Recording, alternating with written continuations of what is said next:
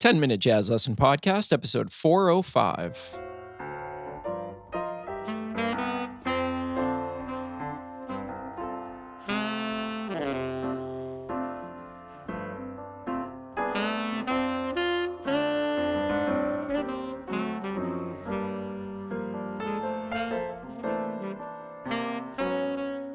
Hey, everybody, welcome back to episode 405 of the 10-Minute Jazz Lesson Podcast. If you are new to the show, welcome. We're so happy to have you here.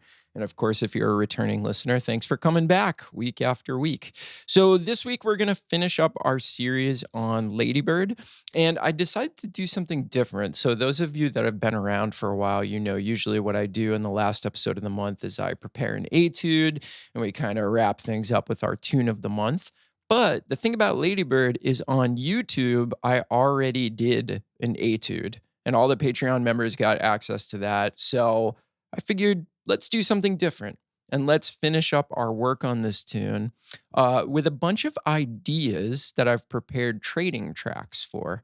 You know, my students have been getting a ton out of these trading tracks. It's something that we've been using in the Jazz Intensive, which is my online education group, and people have really been digging on it. And it's produced a lot of really great results. So I figured I'd double down on that this week. So instead of an etude, there are going to be 4 trading tracks for the Patreon members. And I figured I'd talk about some of the concepts behind them on the episode today and play a little bit of them so you can get a taste of what that's going to be about. So, one of the things that I like to do after I've worked on a tune for a while and I feel like I have a pretty good lay of the land, I'm starting to be able to play some stuff, you know, I'm not like getting lost in the form. I have a really good idea of what's going on, is I'll start to come up with prompts for myself when I improvise. And what I find is that depending on the prompt, it can completely change the way that you approach your improvisation. And this is tough to do in real time, like at a gig or a jam session or whatever, because at that point, we really should just be playing. Right. That's the goal, is when we're on the gig at the jam session, playing with our friends, it should just be to forget about all the stuff that you're doing in the practice room and literally just play, just express yourself. But if I'm doing some improvising in the practice room and I want to sort of get something out of it, that's kind of a bad term because we get something out of everything that we do when we're playing our instrument. But I think you catch my drift. If I want to use it as like constructive time to try to do something that I can't already do or sort of refine my process, I find that giving myself these prompts when I improvise is a great way to perform the act of improvisation in the practice room, but still get something practicey out of it. So that's what I want to talk about today. So I've got these 4 prompts that I often use in my practice time that we're going to explore together. And we're going to be able to use these trading tracks as like a way that you can sort of have a little bit of guidance when you're using these prompts and bounce off of somebody else, which I always find super duper helpful.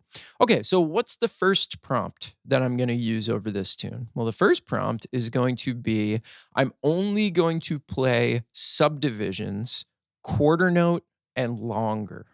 And this is actually a really tough thing to do because we know that so much of post bebop improvisation is based off of eighth notes and triplets and 16th notes. And if I force myself to say, okay, you can only use, quarter notes, half notes, whole notes, and longer, it completely changes the way that I have to think about the tune. And it's actually sometimes harder because I'll find myself just trying to go for the stuff that's sort of under my fingers. But when you play these longer subdivisions, you actually have to think a lot harder. So that's the first prompt. And what I'll do is I'll play a couple courses from the trading if you want to try it. And what we're doing for this episode is we're always going to be trading choruses because we're pretty deep into this tune. So we don't need to do fours or eights anymore. We can do full choruses and make a full chorus long statement. So this one is based off of the subdivision of a quarter note or longer. So no eighth notes, no eighth note triplets, no 16th notes, no 16th note triplets. Let's check out what this one might sound like.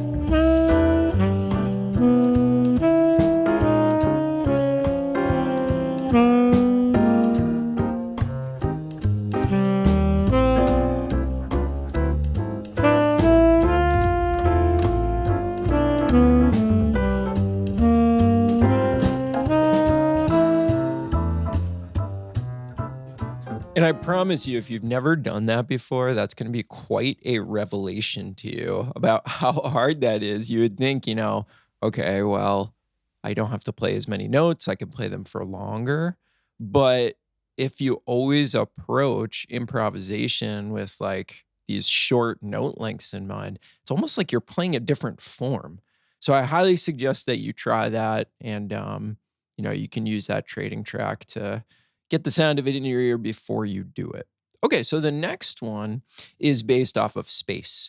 So now I can use any subdivision of note that I'd like to, but the idea here is that I'm going to leave a lot of silence. And this can be another one that's really, really tricky if you've never done it before. So just trying to leave like longer than normal periods of silence and see what that feels like. And you might realize that it feels really good and that you should do it a lot more, that you play better ideas and all that kind of good stuff. So here's a couple choruses of leaving a ton of space.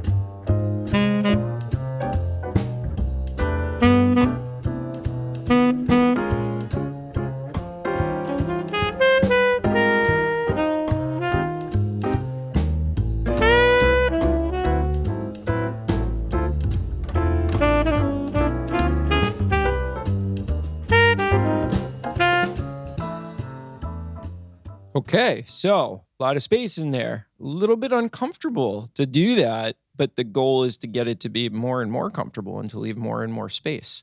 Okay, so if we're going to leave a lot of space, we should probably do the opposite and try to play a ton of notes. And this is something that I'll try to do a lot is if I come up with one idea, I'll try to come up with the polar opposite idea. So this one is really actively trying not to leave any space at all. And this can really challenge you physically and challenge your ability to come up with new ideas, to have a lot to say over a tune. So again, this is the opposite, a ton of space filled up and not a lot of empty space.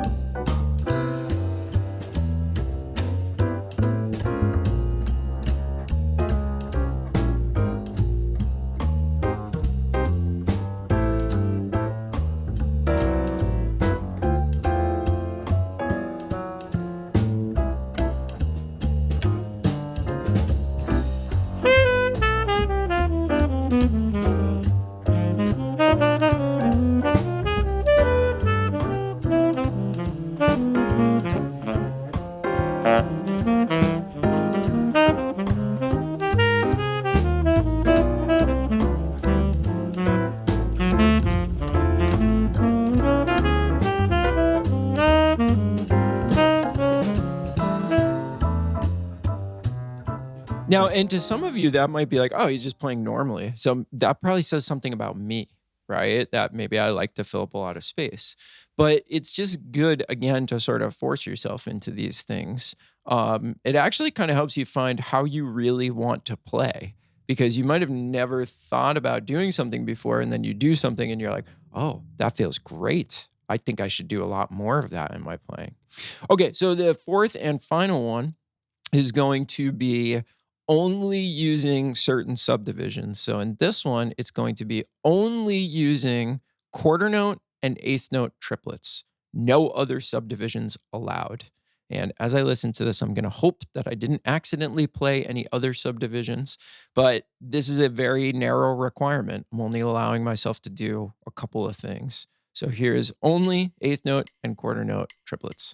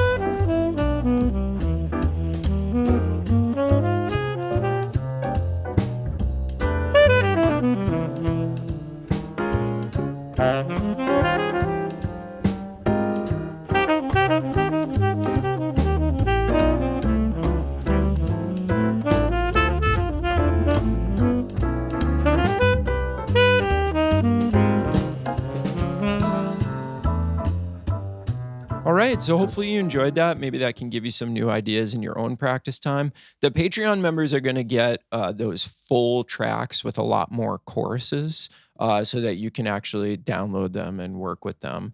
If you don't know what Patreon is, that's the way that we support the show. This is a listener-supported podcast, and we rely on people like you to support us in the form of a small monthly donation. And in return for that, you do get all the materials from every single episode. So this week it'll be these backing tracks. If you want to go and check that out, you can go to our website, 10minutejazzlesson.com, click on one of the Patreon banners, or you can go to patreon.com and search for the 10-Minute Jazz Lesson podcast, get yourself signed up, and then you get instant access to every episode that we've ever done, which is kind of cool. So head over there if you want these materials, and you'll be able to practice some of these ideas with me. So, hope you enjoyed this series. Hope you got something out of it. I hope you're going into the world with Ladybird as a tune that you can play. That would be a fantastic result from this month. Oh, I wanted to give a quick shout out to some new patrons. Sorry about that. Thank you to Karen and Frank for signing up to become patrons this week, and to everybody else that's supporting us over there. Thanks. We couldn't do the show without you. So, hope you have a great weekend. We will see you next month with some brand new episodes. Have an awesome one, everybody. Talk to you soon. Bye.